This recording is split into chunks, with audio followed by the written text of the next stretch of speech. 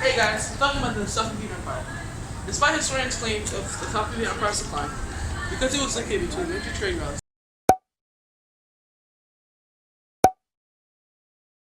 and was trying to get from a Persian fleet, the Safavid Empire expanded between 1501 and 1722.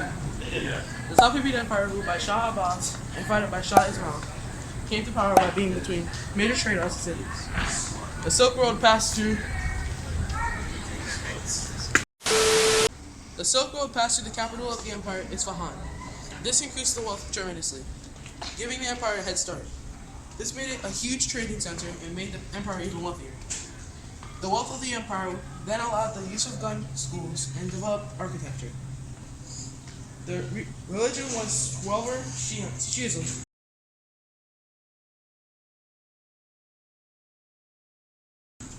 The belief that people, Muslims, should follow the 12 Islam's rules for a peaceful life to get into heaven.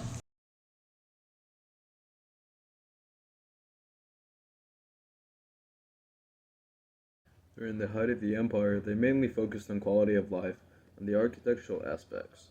They also focused on religious views and practices.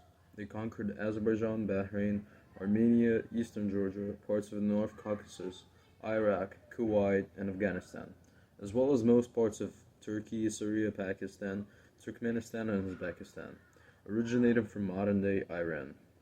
The empire also valued education, art, and religion, making it one of the most educated empires of this time. Because of the great value of the empire, they had a golden age regarding all aspects of life, ranging from ideas to inventions. They had a centralized government that was driven by religion and faith, keeping the empire at peace and solved conflicts easily.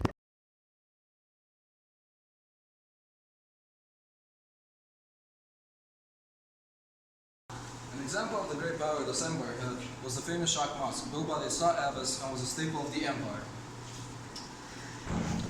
They had great paintings, marble, and architecture.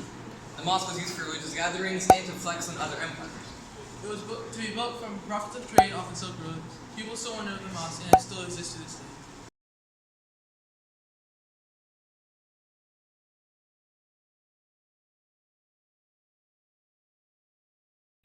And as always, everything comes to an end. The Safavid Empire fell after 1722 mainly because of decline in trade, wars, and civil unrest. The Silk Road was moved farther north away from Isfahan.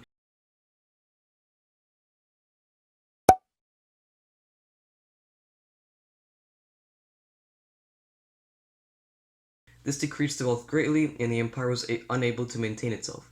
They also lacked modern technology when fighting the Ottomans, resulting in losses, deaths, and lost land. The main source of keeping the empire alive was through violence, so now the Safavids cannot sustain themselves. Later on, an Afghan group took partial control of the empire, caused civil wars, and eventually overthrew the government. The once accepting central government began to fall, and people started opposing Twelver Shiism, the state religion. All this combined led to chaos, eventually making the empire fall.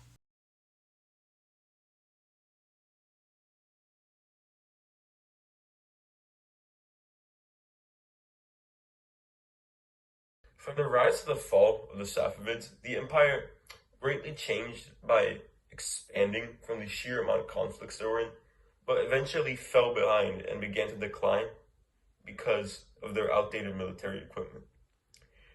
But they made education more accessible due to the government being based off religion at the time, and they also economically revived Persia and the area around it because of the Silk Road. They rode all the way to the Sea of Oman to the eastern tip of the Black Sea. The Safavids introduced people to 12 Shiism, and this is part of the reason of why it is popular among Muslims and being the largest branch of Islam. The empire also used gunpowder violence, but in the end, it came back to bite them. They changed and invented new art styles, architecture, ideas, and ways of life, which positively affected Persia and the lands around the empire even for a long time after the decline.